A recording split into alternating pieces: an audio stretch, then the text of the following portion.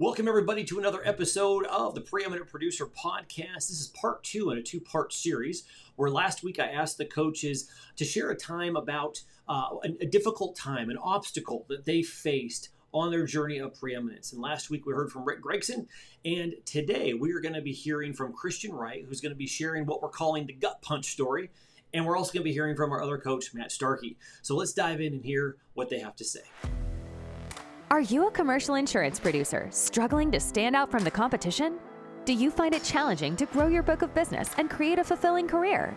If so, then welcome to the Preeminent Producer Podcast. Each week, we'll be tackling important topics, sharing proven strategies and insights from successful producers that are in the trenches and have traveled the journey to becoming a preeminent producer. You'll discover what it really takes to become preeminent and build your book of business in a way that isn't being taught anywhere else. Our hosts are experts in the field and have built thriving businesses by becoming the most trusted advisor to their clients. Welcome to your journey to becoming a preeminent producer. Let's dive in. So the story I have was probably the most difficult learning experience I've had in this journey to becoming preeminent. Years and years ago, I wrote an account that happened to be a home builder. And I remember writing the premium. I actually remember going in to see the account. I was nervous as heck. There were probably 10 people in the office. And I wrote the insurance at the time. I think the total premium was like 20 grand. Okay. So it was a nice size account when I first started. But over the years, the account grew and grew and grew to become one of the largest home builders on the East Coast. And I actually learned a lot in going through the metamorphosis with the company. And I think, looking back on it, because I learned so much and had gone through such learning experience with the client as they grew, I really took ownership of that account to a point that I didn't take it for granted, but I just felt like it was almost one of my children. I mean, I really just felt very strongly about this account. Then what happened was at some point, the client brought in a new finance person, which I had not gone through that experience. And typically when there's a change in management, they bring in their team that maybe worked with them in their past life. So I should have seen that coming, but nonetheless, that's what happened. And the account at the time that I'm getting ready to tell you of what happened, I think the account was probably paying about $1.5 million in premium, which is a pretty substantial account for us at the time. And so I get the call, the account renewed in late fall. I get the call on my phone. I answer the call, and let me tee this up. I'm actually backing out of my driveway with my family. Everything's packed to the hilt in our minivan as we head out for our vacation, our summer vacation, our once a year vacation. My children were very, very young. Anyway, I answered the phone, and the client proceeded to tell me that they had decided to move their insurance. It was not at expiration, it was midterm. And I said, I was just taken aback. I mean, I felt like someone literally punched me in the gut. I could feel the color leave my body. And I said, what did we do? And his response was, you did nothing. This is a business decision. I was so floored. I think I just sat there dumbfounded for what seemed like minutes, probably several seconds. And I finally said, okay, hung up the phone. That was all I could do. I was so blindsided by this. It wasn't a situation where we didn't perform as an agency or the carrier didn't perform from a claim standpoint or anything like that. And it was a difficult account. I really, really worked hard to place the structure that they had at the time, working with a lot of different carriers. We had towers of coverage, so forth and so on. So needless to say, that 8-hour drive was miserable. It was supposed to be a happy time for me and my family. It was miserable. Looking back on it, my wife may say differently, but I think probably for the first half of the vacation, I was just in a terrible, depressed state, angry, didn't know what to do. And I'm here trying to have fun with my family, yet someone just punched me in the gut. So the lesson that I took from that, which really changed kind of the trajectory of what I was doing, is that business is business. And that is so hard to swallow, because as producers, I think everyone takes ownership in their business. I mean, you give it your all. And unfortunately, business is business. It's really difficult for me to separate that. And when I used to hear that, I thought, no, you're crazy. It's not just business. Well, it is, from the standpoint that there was nothing I could have done differently, nothing my agency could have done differently, or the insurance carrier, to change that decision. So I had to accept it. So the lesson of learning acceptance and realizing that sometimes things happen out of your control and really devastating things can happen is a lesson that you have to learn at some point to become preeminent. Now, on the backside of that, I was able, over the next couple of years, to replace that business.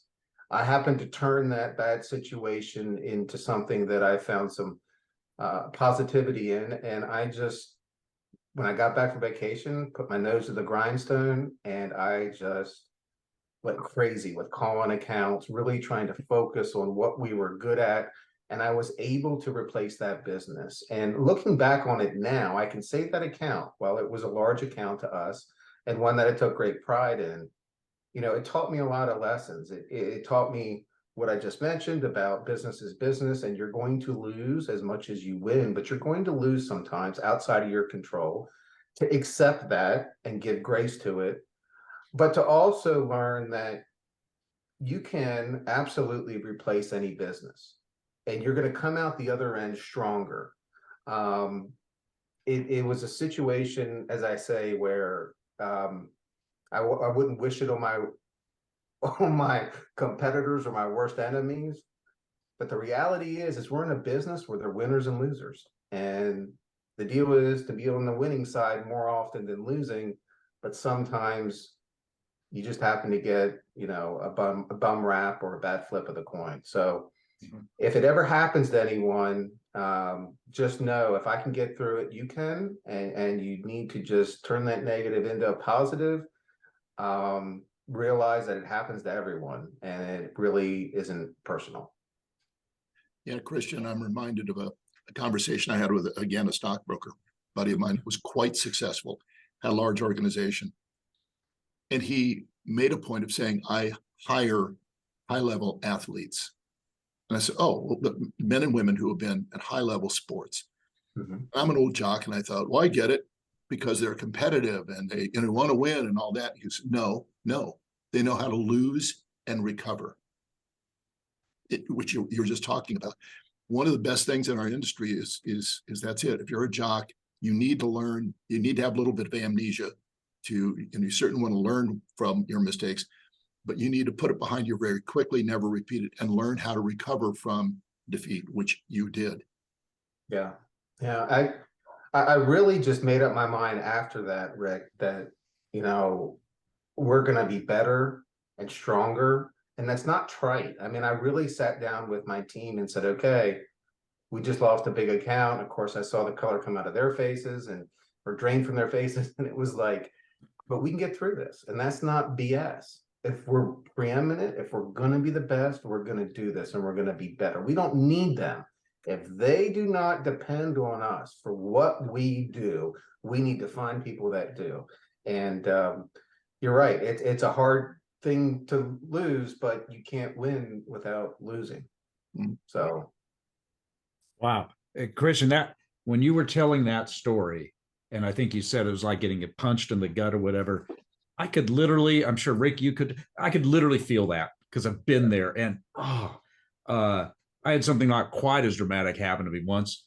Ironically, on my first drive on a brief vacation also, I just got a very distasteful phone call from somebody. And the first half of that first day of my vacation just wasn't good, So I totally get that. Boy, that being punched in the gut like that. One thing that occurred to me, though, is it sounds like, if I got it right, you did nothing wrong. Okay. No. And in a way, I guess it's easier. We've probably all been there. I know I have. I've lost an account here or there where I knew I really wasn't doing my best work or whatever, hadn't kept in touch with them, whatever. That's almost easier to lose one like that because you can blame yourself and correctly blame yourself. But when you've done nothing wrong, boy, that's a tough lesson. So it sounds like it wasn't a matter of that they BOR'd it away from you. They had, is that right? They secured it. Actually, Matt, what they did was they did BOR it, and to this day, this happened about 10 years ago. To this day, they still have the same program that I developed for them. The same carriers, the same towers, maybe some higher limits. But it was as I said, I learned a lot. I learned a lot about dealing with difficult accounts with this account. But I know that because I stay in touch with the underwriter and I ask him, yep, we still have it, still the same structure. So, but you're right. Sometimes losing an account when unfortunately, you deserve to lose it, or, the carrier messed up, your team messed up, you messed up. I do find that easier to swallow because then we can absolutely regroup and say, okay, what was the mistake? This was the mistake. How do we prevent that from happening again? And as I said, come out better when you lose, but just realize unfortunately, it's a part of this game that I was not prepared for at that particular time. Paul, it's a really good question. I had to think a little bit about, and I'm not sure this was the worst thing that ever happened to me, but I had to think a little bit about what happened. And what I came up with was really the very beginning of my agency, my first agency. I was 30 years old. I had two kids, a 4-year-old and a newborn. I formed this agency with a partner, 50-50 partnership. We borrowed money from another industry person, a preeminent producer, who was 20 years our senior. He lent us, a couple $100,000. My partner and I each took out seconds on our houses. We both left good jobs. My job was at that point, I was a surplus lines broker, had a pretty good position, made, a decent base salary plus commission. And we got this crazy idea to start a retail insurance agency. And so we did. So here I was in debt, had 0 accounts. We didn't have an account to start with or anything. And 30 years old, 2 kids, left a good job, but all excited. And the very first account that I wrote, and I picked up a deposit check because I've been told that's what you better do, et cetera, et cetera. That check bounced. They never were able to make good on that. The second account I wrote, this is all in that first 30 to 60 days or whatever. Seems like it was within the first month. The second account that I wrote, so I was all excited. About a month went by and they went Chapter 11. So at that point, I'm thinking, excuse the French, but what the hell have I got myself into here? I left the secure job, the salary. I got these 2 kids. Now I'm totally in debt. I've got 0 business now. My first 2 accounts went totally sideways. And I had no choice, though, at that point. I had to forge ahead, right? As did my partner. And I'm sure he had something similar happen to whatever account he wrote at the time. But boy, that was a tough time. But, at that decade of the 30s, those can be some real strong sales years, a lot of energy, and looked a lot better than I do now. So I remember literally what I did and what my partner did is we each had the office space that we had, we were sharing with some other firm that I can't remember the nature of them, but they worked in the evening. So, everything was on a shoestring. And we each had our individual office. My partner and I, we locked ourselves, so to speak, in our office and made cold calls over the phone for at least 4 hours each day.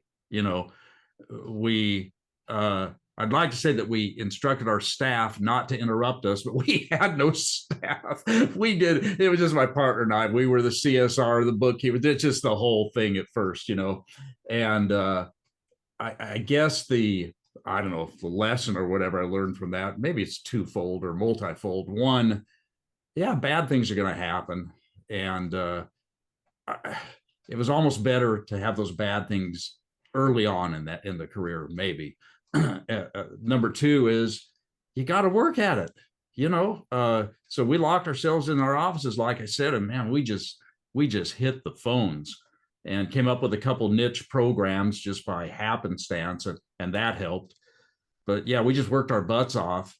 And I'm not sure what the third lesson was. Essentially, you got to persevere. You just got to keep. And now, it's great to look back at those times, be able to laugh about it. But at the time, I got to tell you, it was sort of what's the phrase I use these days? Existential. I mean, it was that serious, So anyway, that's kind of a short story, but you can't almost have a worse start than that. But it ended up working out okay. Matt, that's a great story. I think that. How do I say this politely? I don't know how to say it politely, but to be preeminent and look back on that, you got to be scrappy. I mean, we're scrappy, a scrappy lot of people.